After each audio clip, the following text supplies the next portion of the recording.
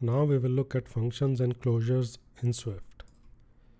Use func keyword to declare a function. Call a function by following its name with a list of arguments in parentheses. Use dash and greater than symbol to separate the parameter names and types from the function's return type. On line 5, we are creating a function greet with its first parameter person of type string and second parameter day of type string. The function is declared to be returning a value of type string. On line 8, we are calling the function greet with two parameters Bob for person and Tuesday for day. On line 6, we are forming a string with the values passed for person and day. The person will have a value of Bob here and day will have value of Tuesday. The final string can be seen on the right hand side. Hello Bob, today is Tuesday. By default, functions use their parameter names as label for their arguments. Write a custom argument label before the parameter name or write underscore to use no argument label. On line 15, we have a function greet with its first parameter name person preceded by an underscore symbol, which means that at the time of calling this function, the first argument does not require an argument label. We can see here that we are passing the value John without specifying the argument label person. The second parameter in this function day is preceded by another label on, which means that while calling this function, we use the label on instead of day. Hence, the argument Wednesday is being passed to this function by using the argument label on. Point to note here is that within the function, the labels person and day will be used to refer to the values being passed, as can be seen on line 16. So the label before day is its external label and day will be the internal label of the function. Use a tuple to make a compound value. For example, to return multiple values from a function. The elements of a tuple can be referred to either by name or by number. Here we have a function called calculate statistics that returns a tuple of 3 integer values. First value is min, second value is max, and third value is sum. Within the body of the function, the calculate statistics method takes in an array of integer, and the logic of the function finds out the minimum value from the array of integers passed to it, finds out the maximum value from the array of integers passed to it, and calculates the sum of all the integers passed to it. And at the end of this function, we are returning the 3 values as tuple as specified in its return type above. On line 38, we are passing an array of integers to the function calculate statistics. On line 38, we are passing an array of integers to calculate statistics method and assigning its return value of tuple to statistics constant. On line 39, we are printing the value of sum from the tuple statistics using the label sum. And on line 40, we are printing the same value using the index of the label. The index of min is 0, index of max is 1, and index of sum is 2. Hence we are using index 2 here to print the value of sum. We can see on the right hand side the values returned in both the cases are same. Functions can be nested. Nested functions have access to variables that were declared in the outer function.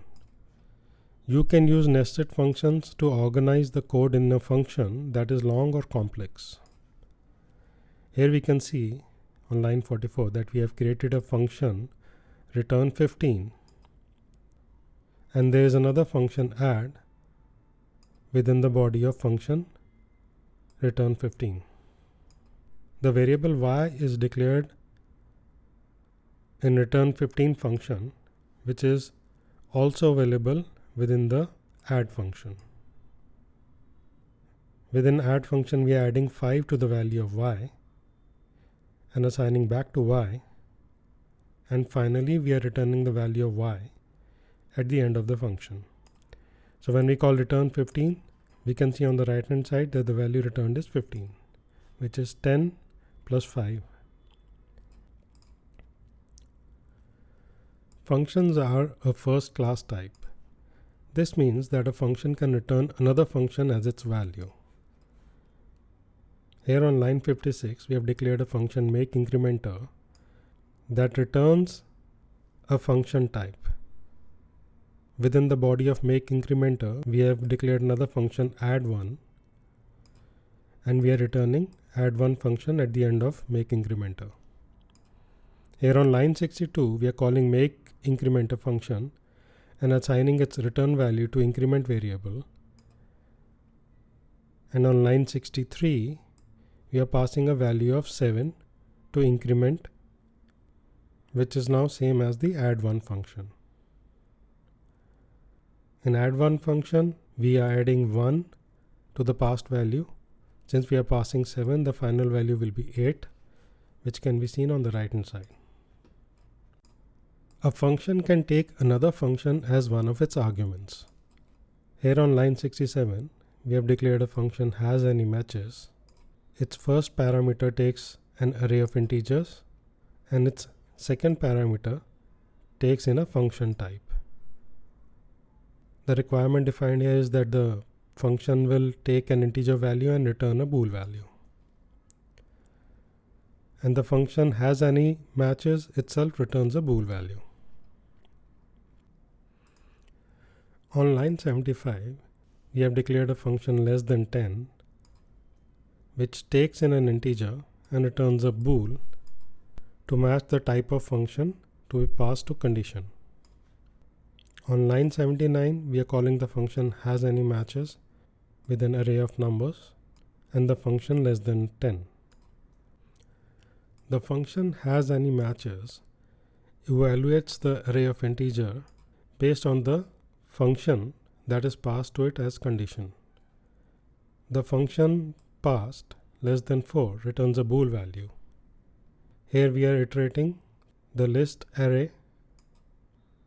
Here on line 69, we are executing this block of code based on the return value of the function. So if there's a value in the array which is less than 10, true will be returned. We can see there is a value 7 in the array which is less than 10. True is returned on the right hand side.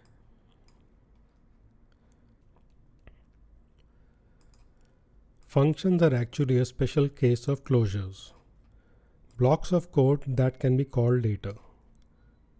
The code in a closure has access to things like variables and functions that were available in the scope where the closure was created, even if the closure is in a different scope when it is executed. You saw an example of this already with nested functions. You can write a closure without a name by surrounding code with braces. Use in to separate the arguments and return type from the body.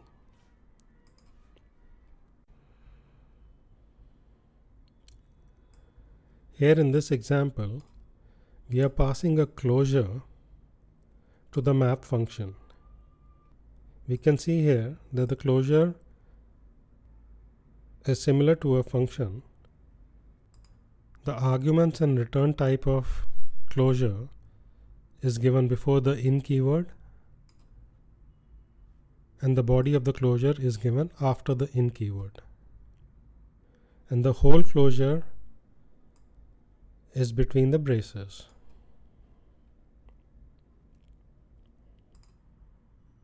Here in this example, we are passing a closure to the map function.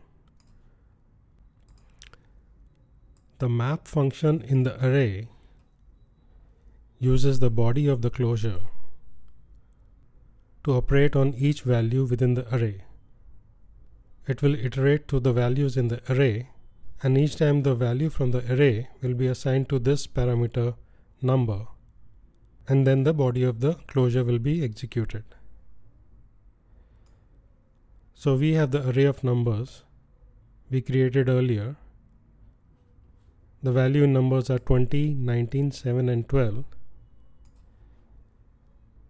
The body of the closure will multiply the number by 3 during each iteration. The map function returns the modified array, hence the values returned from this call, which is each number multiplied by 3. You have several options for writing closures more concisely. When a closures type is already known, such as the callback for a delegate, you can omit the type of its parameters, its return type, or both. Single statement closures implicitly return the value of their only statement. The closure from line 83 to line 86 can be more concisely written, as can be seen on line 93. Let's quickly take a look at the map function available within the array structure. The map function is defined as generic with two placeholder data types, t and element. The first parameter transform, which can be passed without the argument label, takes in a type element and returns type t.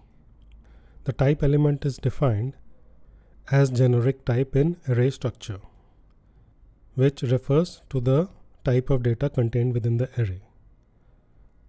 So type element is known to be integer, as we are working on array of integers. The return type t can be inferred based on the return value in the body of the closure. We are returning 3 multiplied by number, which is an integer value. So both the placeholder types element and t are known to be of type integer. And since the body of the closure is single line of statement, this will implicitly become the return value of the closure. The data type for number is known to be of type integer based on the data type of element,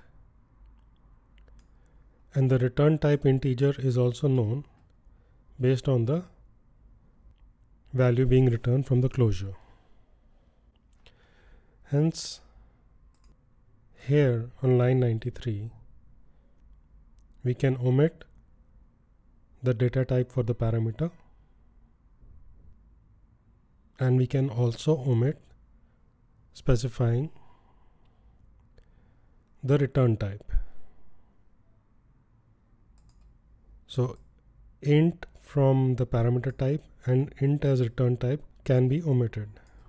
Hence the closure from line 83 can be written concisely as shown on line 93. Here we can see that the array structure is defined as a generic with a placeholder type element, and this type is replaced by the type of data held by the array. In our example, it was integer. You can refer to parameters by number instead of by name. This approach is especially useful in very short closures. A closure passed as the last argument to a function can appear immediately after the parenthesis. When a closure is the only argument to a function, you can omit the parenthesis entirely. Let's quickly take a look at the sorted function.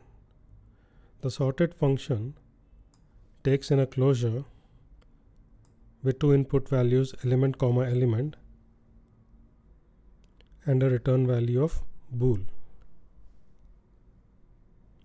The placeholders element comma element correspond to $0 and $1, and the Boolean return value is known based on the Boolean comparison done between $0 and $1. Since a closure is the last argument to the sorted function, we can omit the argument label while calling the function, and since this closure is the only argument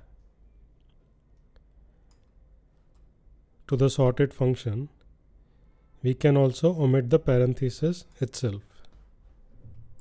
We can see here that we have called the function sorted without the argument label and parenthesis.